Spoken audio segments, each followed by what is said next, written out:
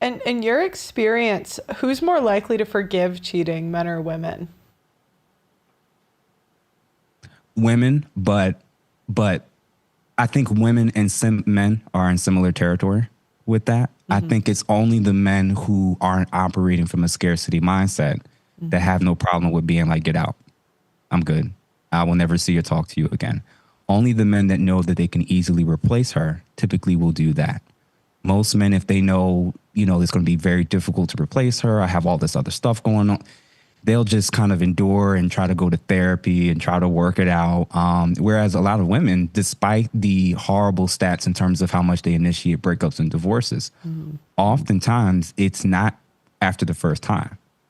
It's usually after repeated offenses that they eventually get to that point where they get jaded, they change their feelings, and then they start planning their escape when the whole guy thinks that we've moved on from it. I think that and I want to see if you agree. I think there's alpha and beta cheating.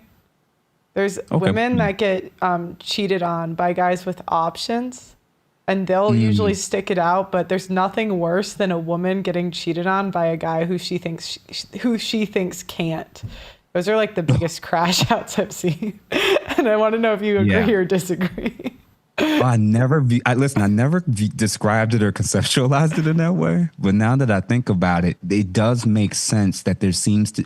Why is it that so many of her exes that are the cheaters and the abusers, she'll go through all this stuff with these guys, Mm. and then it's the guy that's the good guy, one infraction, and he's gone. She's done. So Yes. there, yeah, I didn't describe it in that way. I think I'm gonna steal that from you.